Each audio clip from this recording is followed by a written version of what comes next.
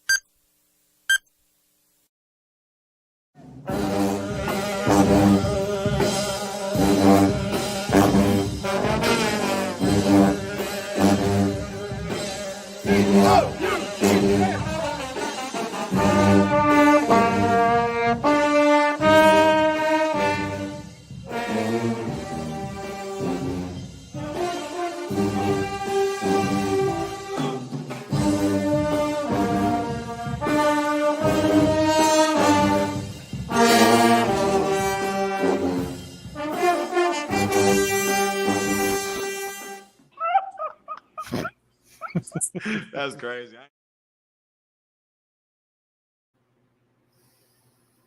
Hey all, this is Ryan Monto, and this is Cats, the Cougar After Thoughts Show for GoCoogs.com. I'm in Vegas at the MGM Garden Arena. Towns who never goes to games is at his house. And that was a big pile of shit. You end up losing in overtime 85-80, I think. UH scores 2 points in overtime after a terrible final possession in regulation. Brad, what are your first thoughts? Here, let's go to Big Jack real quick. He says that was a knife fight. I disagree. Close, but I disagree. It was like two kids throwing poop at each other in a park. That game was terrible, top to bottom. It was probably one of the worst games I've seen aesthetically to watch. It was just bad. Aesthetically, but it was a competitive, interesting game. I don't know that you would call it a good game, but I think it was interesting. It just ran out of gas. Do what? U of H ran out of gas.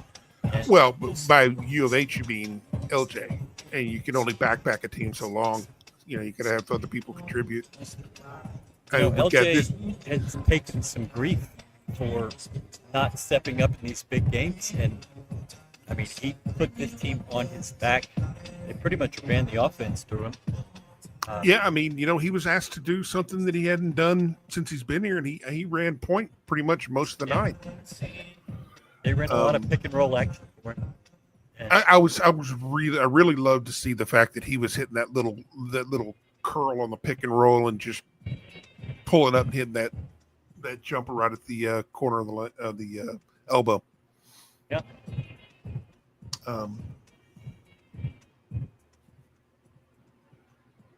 Can't hear you, Roy. I don't know. I thought I had gotten that all taken care of. I hope I have. I hope you can hear me. You're gonna Brad, hear some can you hear me? I can hear you. I mean, I'm in an arena, and they're playing really loud and terrible music. I believe there were 55 fouls called in this game. You could not get a consistent flow in a good game. I mean, there was 55? Is that right? Yeah. And there probably could have been 85. I mean, in the first half, we were pretty fortunate that we didn't have three people foul out in the first.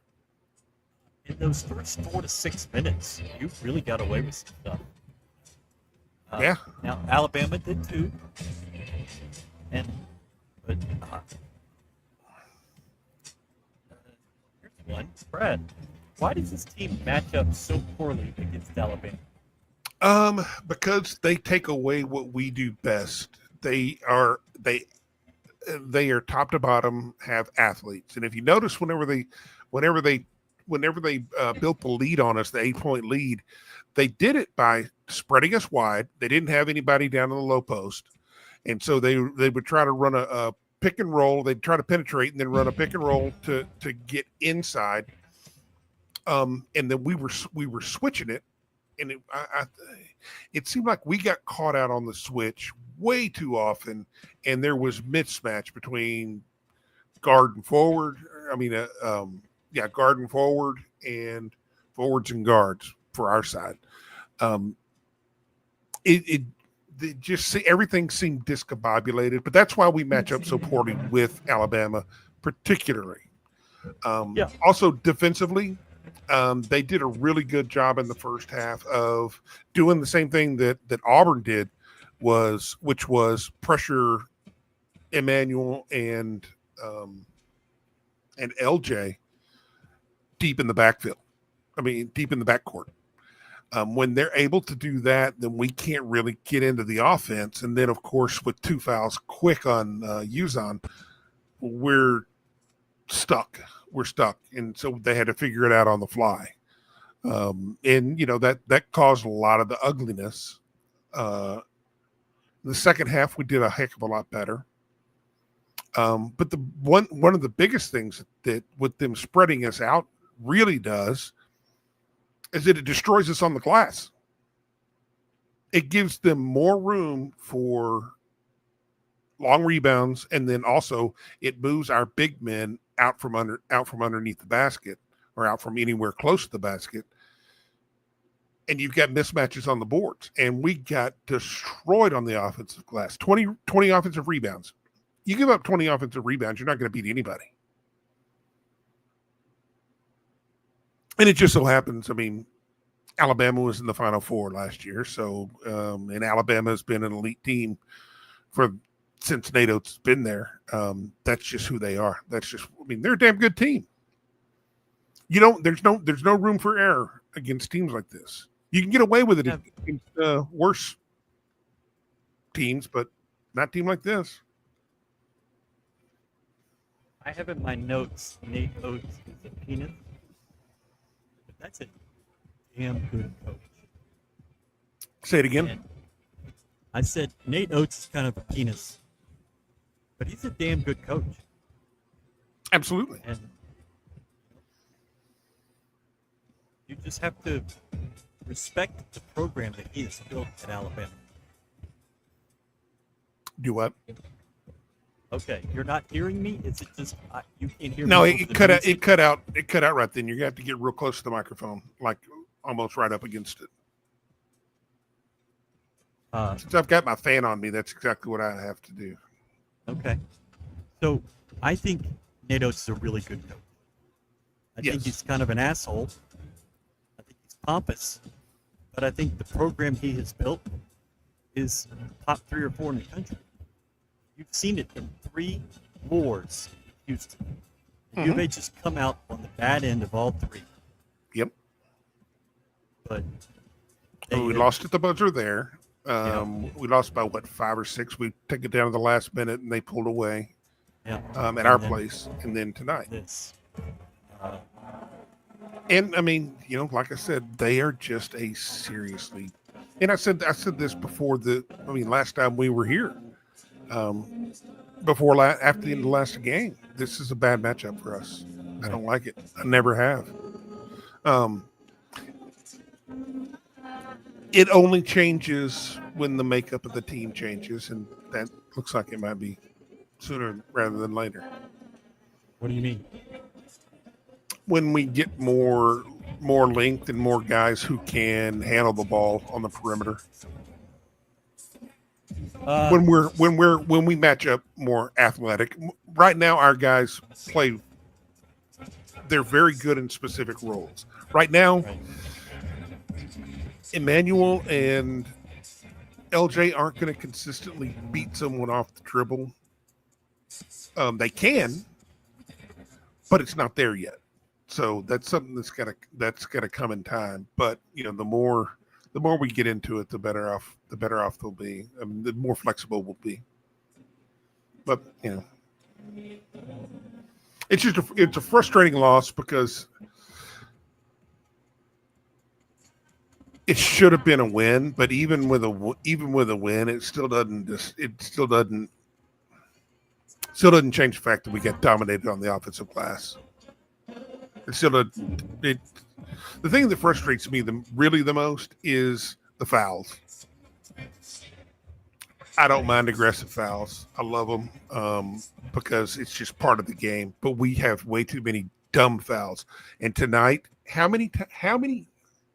I can count at least 4 times that we played great defense and then had a foul within 5 seconds. At the buzzer, and yeah. 5 seconds below on the shot clock. It wasn't You good. can't make fouls like that. Come on. JBR did not play very much.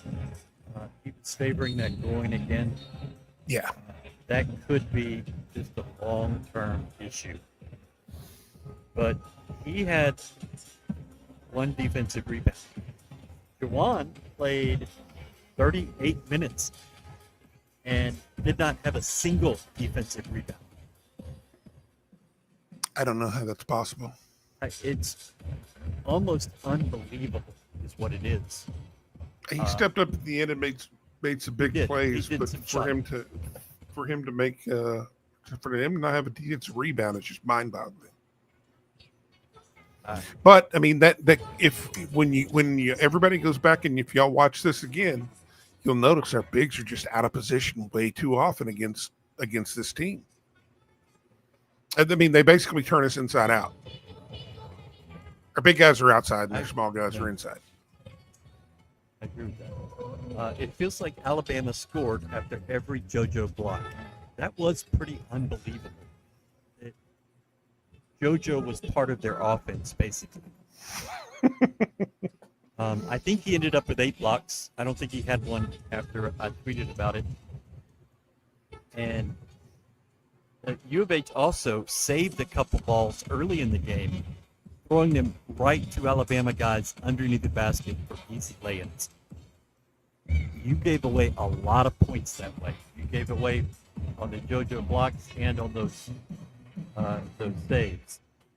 True. The ball movement against an athletic and long team like this is a problem. It was against Auburn. It was tonight.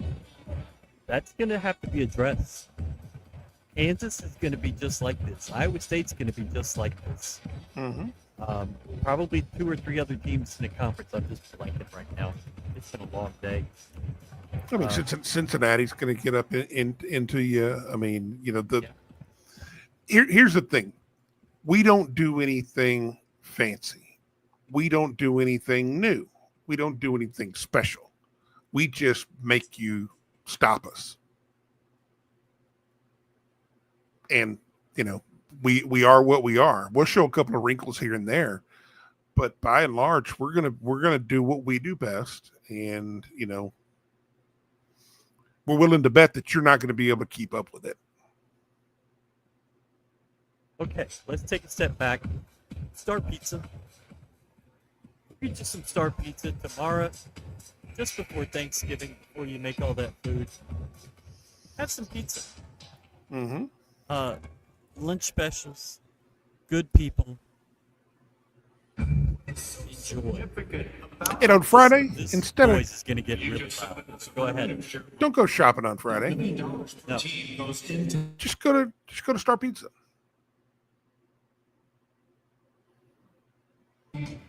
I agree, Brad. Do what? I agree. Oh, I thought you So- said you ate 3. I was like, 3 Star Pizzas? No. I had one of the worst lunches of my life, and it cost $92. Where at? It was a place here at MGM. I got chicken and dumplings, and it was $33. Diet Coke was $7. Why are you going to get chicken and dumplings anywhere outside the South? Because, you know what? I saw it on menu, and I was like, damn. It's been a while. That's on me. Yeah, that's definitely your fault. That's a turnover. You get what you get. So let's take a step back from all this and mention Kevin Barbay was fired. That was actually today. It feels like 3 days Yeah, ago. there's so much has happened today. It's been a wild There- day. Some news cycles today. Kevin Barbay was let go. I believe it happened yesterday. I believe that's why he didn't practice. why everything was kind of iffy yesterday. I think they let him go. Sean Bell takes over on an interim basis. I got to ask Willie some questions on the plane from 35,000 feet on that. But that's the move a lot of fans wanted. He said that Sean Bell is going to put his own imprint on this offense for at least 1 week. He doesn't have a lot of time to practice, but we'll see how that goes. In the second news cycle of the day, the number one center in the country, and I believe I read U of H's highest rated recruit since ESPN has been tracking this, Chris Cenac, signed a couple days ago. I was told this did not happen. He did not sign prior. Turns out it did happen, and they had to throw me off the scent. Not a fan of that, but it is what it is. That was huge. And if you could have had a better final possession and maybe stolen this win, this could have been an all-time game. Yeah, But it was still a pretty damn good. I'll take it. You know, in the grand scheme of things, it's November. I really don't give a shit about this loss. I mean, how many losses did Alabama have and make it to the Final Four last year? I think it was 12. It might have been.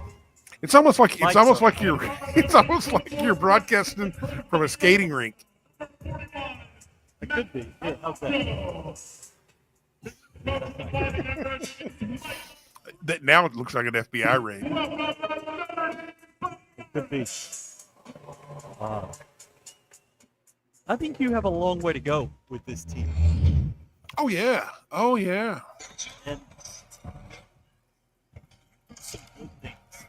I thought JoJo early on looked completely unprepared to play in a game with this magnitude. Do what? Too fast.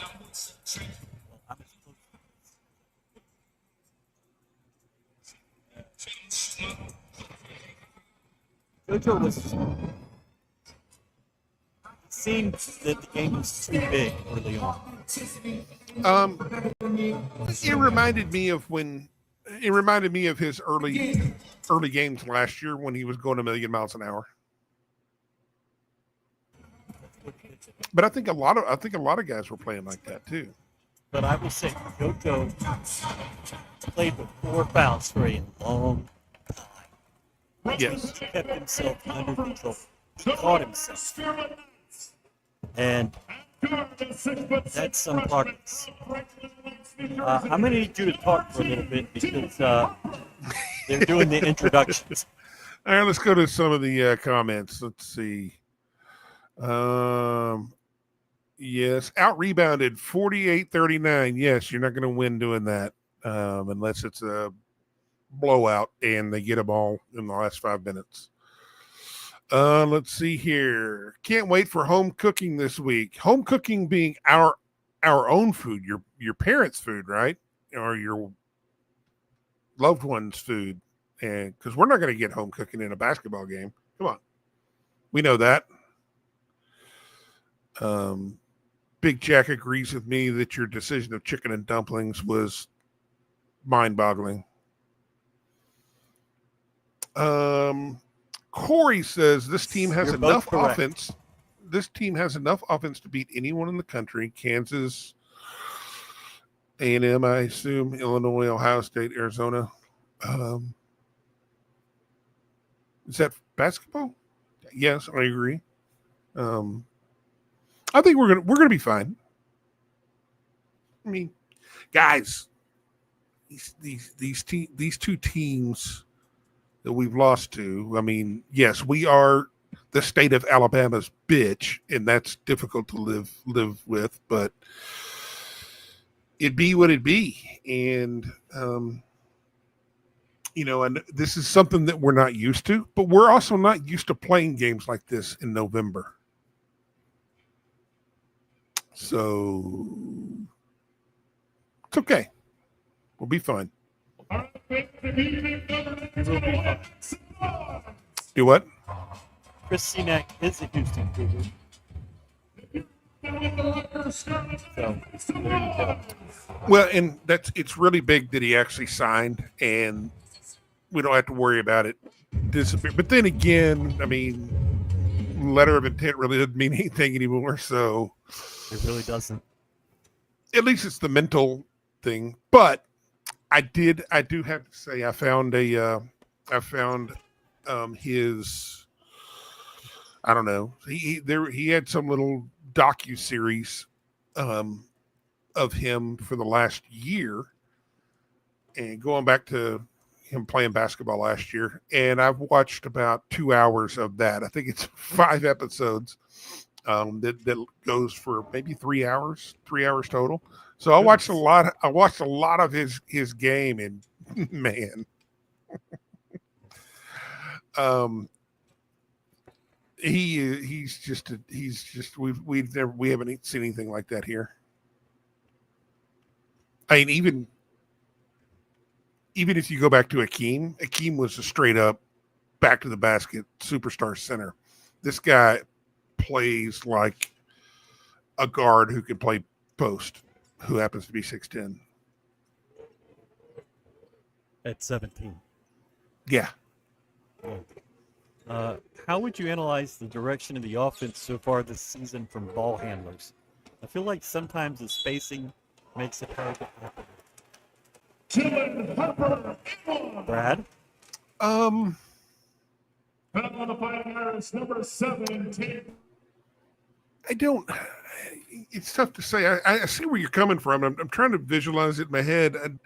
I don't think that's so much of the issue. I think we get bogged down a little bit. And we did the exact same thing last year, where we're spending too much time standing with the ball on the wings, where LJ and Emmanuel are doing a lot of dribbling by themselves and then passing it.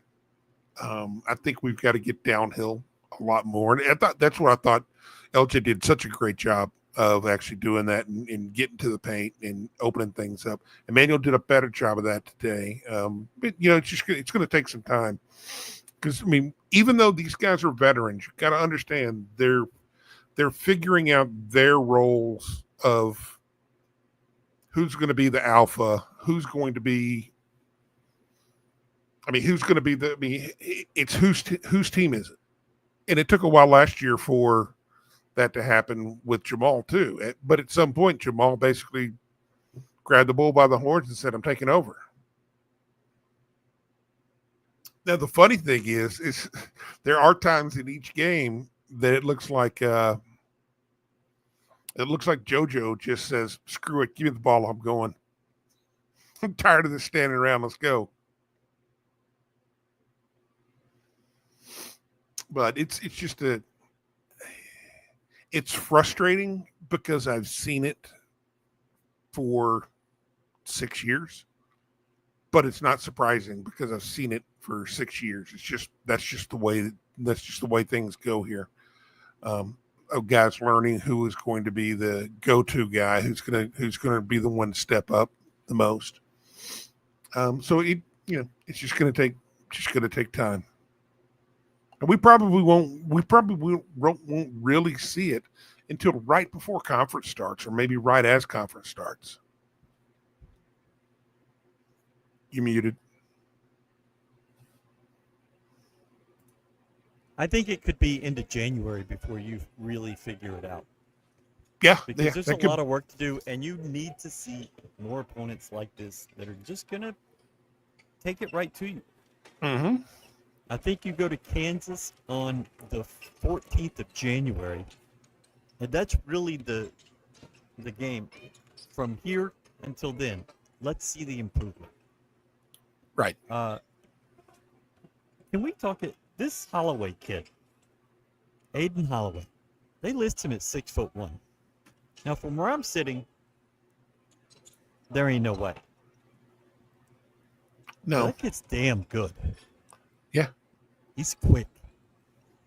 And Mark Sears, he had 70% of his points from the free throw line, but he's damn good.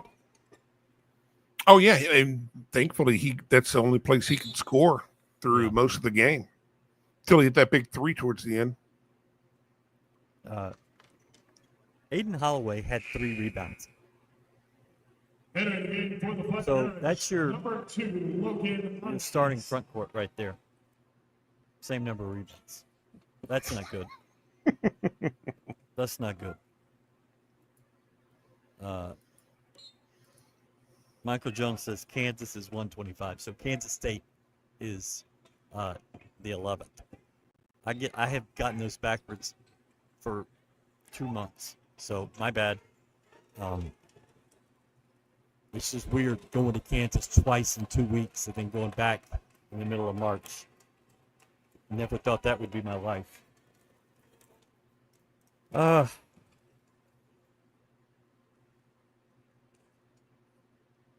I told you during the game that if you watch this game without a scorebook, without seeing the score,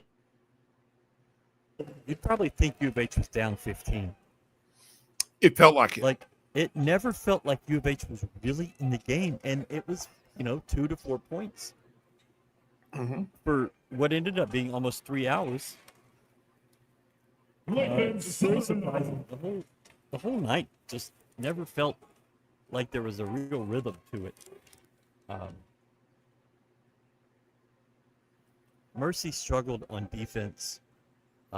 He was not prepared for the speed of this game. And that's going to happen. He's got to get to that point. That's why you saw them hesitating to play him against Auburn. It's because he's not ready for this.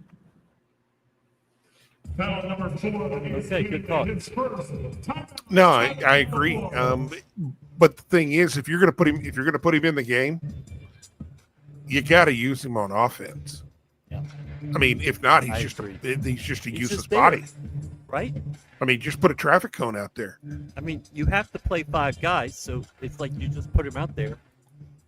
I mean, get the kid the rock. I mean, he's instant offense. If you're going to do that, Cenac is the better option. I mean, if you're just going to have a guy out. Yeah. Read this one. On a few occasions in OT, our half-court sets were looking like that Washington Generals with those dribble handoffs and disorganization and wasted movement. I don't disagree. What they were able to do in overtime is they were able to try to keep the ball out of LJ's hands. We only had one offensive threat. Our other offensive threat was out of the game. That's what it looks like. Because we were 100%. It was on LJ no matter what, and so you either sink or swim with that. Hey, I can't fault the guy. I would love to have seen him if he could just hit one. Everything would have been fine before the buzzer, but kid gave it everything he had. I mean, that's just a lot of minutes. It's a lot of minutes, a lot of activity for him. 26 shots. 10 free throws. Gonna have to ice his arm. Minutes. Yeah. Huh? It's gonna be a long night for him, a long day tomorrow for him. Yeah, 42 minutes. If you 42 can tell, minutes is insane. They raised up the lights in here during a TV timeout, and now you can see me. It's not like the FBI raid. It looks professional now. Yeah. Let's see here. Yeah, so 42 minutes is insanity. And that's not sustainable. It won't have to be, but it's going to be difficult. Yesterday we could hear. Crowd sounded really good. Ours did, especially when things got moving.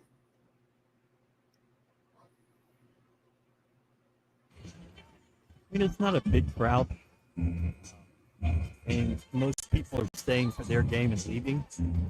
You didn't see a lot of Creighton or A&M or Oregon fans in the building. You see some Rutgers fans now, but with A&M and U of H and Rutgers, it's all red. So yeah. This is. I kind of expected more cohesiveness from a team that returned most of its starters. Well, all of that cohesion was Jamal shed. Right. And Jamal's not walking back through that door. It's just not. And you're going to have to figure that out. At the line, number 11, Braden Shrewsbury shooting 2 shots. You expected it to look bad.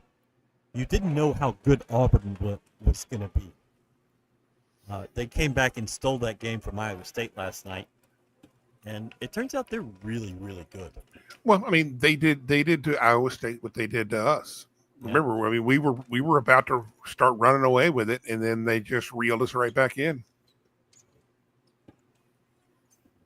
So I guess the lesson is for everybody, hey, if you get up on Auburn, don't blink.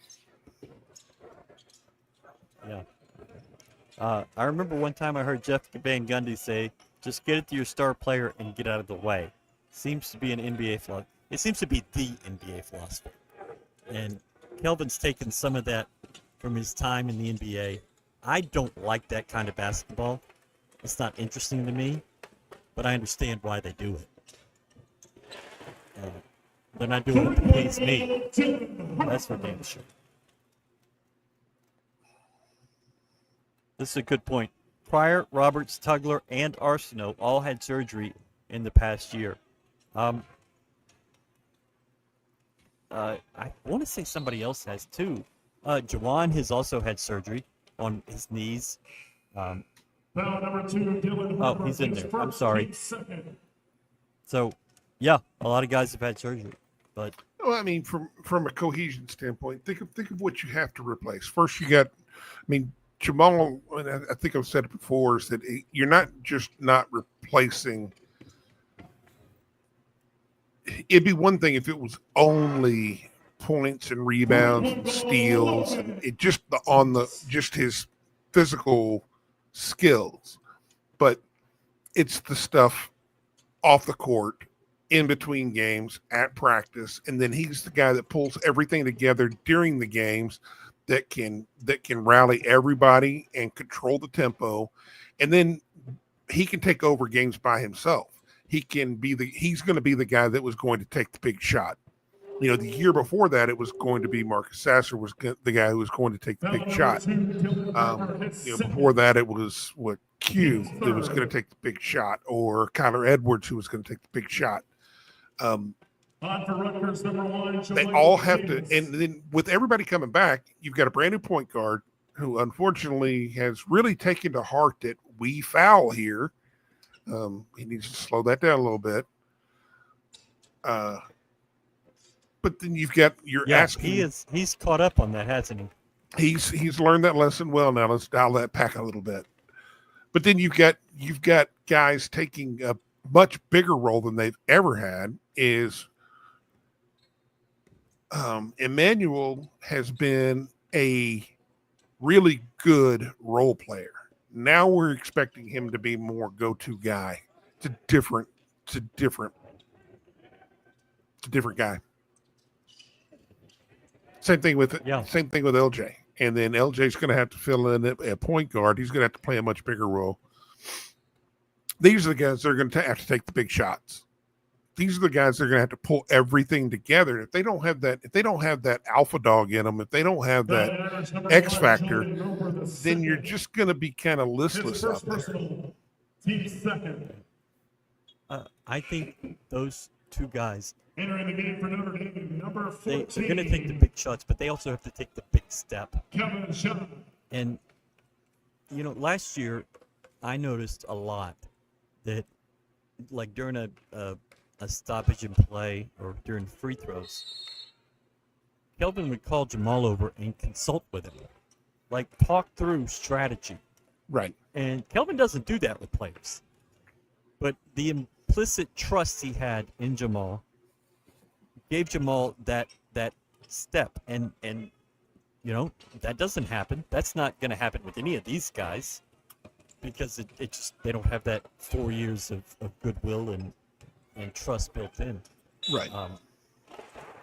And so you're replacing that too. I'm replacing somebody that Kelvin trusts as much as he trusted any player. And Foul number tonight 14, he Kevin rode John, Emmanuel his first. hard. He's done that in a couple of games. And the point is to make him better during conference Team play, third. during the At the tournament. line, number 24, Lathan Somerville, shooting one shot. I think there's a long way to go. Oh, I yeah. did not love the energy that I saw in pregame. It did not feel like the typical U of H pregame energy. Some of that is they have to play another game tomorrow. But some of it it didn't feel right. And I don't know that they played great. I will say, for one thing, they shot free throws really well in the second half. It was not pretty in the first half. Well, it ended up 9-12. It felt really bad at the start. And that kept you in the game. Right. But there was, I want to go back and watch this some tomorrow. Instead of being in Vegas and doing Vegas things, I'm going to watch replay basketball. Foul number 2, Logan Hines, his first. So anyways, do we have any good comments? I don't think this is a very good show because of how loud this is. Won't be doing this again. The energy after the one timeout in the second half is what it should have been there in the beginning. I remember this, but I don't remember exactly the point in the game. 3-point goal, Brandon Shrewsbury. Kelvin says the fouls. We held them to 36% shooting. We just couldn't guard them from the line. That was tough. We just couldn't keep them off the free throw line. They did not do a very good job guarding them at the line. Weren't we in the double bonus like at the 12-minute mark? Of the second half? Yeah. Yes, it was something like that. So I mean, it's like we came out of the locker room and said, "Hey, let's just dump a bunch of fouls right now." So in the first 3.5 minutes, JVR picked up 2 very quickly, and then Jawan picked up 2 very quickly, and then JoJo got one just to, be a team player. And your bigs can't take 5 fouls in before the first It's timeout. time for our sweat No. cans. We're looking for the fans who are dressed with the best sweat for And their that team. changes the entire tenure of that second half. Bama only shot 24 free throws in the second half. Gun to my head, I would have said it was 40. It was. I mean, God, it was really, really tough to watch. That was just.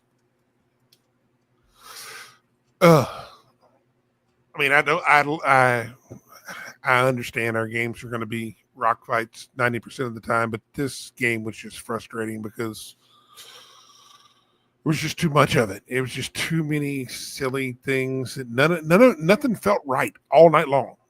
It all looked off. Everything looked completely off. You were never really able to adjust to how they're calling the game. I mean, once you committed your first 40 or 50 fouls, maybe adjust a little bit, but didn't do it. I mean, we've got to be able to. We got to be able to play without fouling. Yeah. I mean, hold on, where was it? Ronald says Milos is getting better and he will keep improving. When he's on the court, I agree.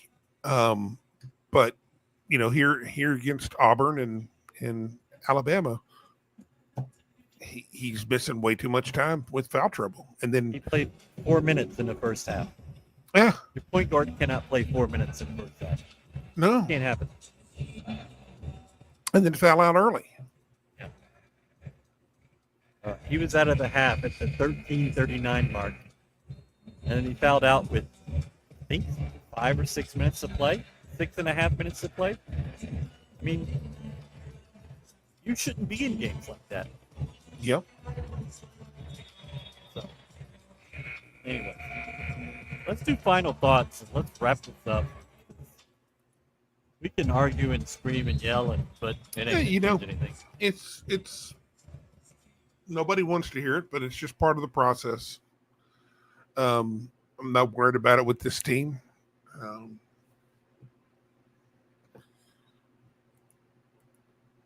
doesn't matter if you go undefeated. Doesn't matter if you lose 12, get to the Final Four, winning the final game. I mean, UConn lost twice. Yeah. To much worse teams. Yeah. If you would have lost your 2 games to Colorado and Memphis, I think the tenor of this conversation might be a little different. Do what? Exactly. 7, taking his second personal, team's fifth. If you would have lost these 2 games to Memphis and Colorado, we would have a different conversation. Oh yeah, yeah. We would. I would probably not want to be even doing the show because people would be snapping their legs, jumping off the bandwagon. Maybe. I think my final thoughts on this game are: you got Chris Cenac today, or you announced it today. He announced it today, and you fired your offensive coordinator. And the game, just another brutal loss, and so figure it out. Just it's just kind of becoming a thing. Where at some point, maybe we'll face them in the tournament and actually beat them there. Oh, and let me put this in the chat. This is our guy, Chris Cenac. There's his channel. That's the docuseries I was telling y'all about. So go check it out. At Chris Cenac Jr. On YouTube. Yeah. That's his. Those are his videos. It's a four-part docuseries. Go watch him. Get learned up. Give him a like. Help the man out. Get his algorithm going. Okay. Thank you, Brad. We're gonna. This is a good idea. Are we gonna interview him? Meaning Chris Cenac. We would love to. That's a not a conversation for us, but a conversation for the player. We'll work on it, but you're kind of at the mercy of his schedule, games, whatever else. So we'll try to figure it out.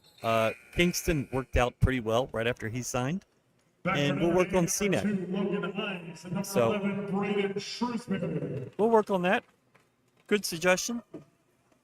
But that's going to be it for us today. A little shorter show. Galen played tonight. I think he scored 17 points. Had 8 or 9 rebounds. 4 assists. Good night. 2 for steals. The Godfather. And that's why he's not with us. He played in Austin, so he had family there. He's where he needs to be. No issue. So, anyways, thank you so much. We are probably not tomorrow night after the game doing a show because it'll be so damn late. But we'll definitely be here Saturday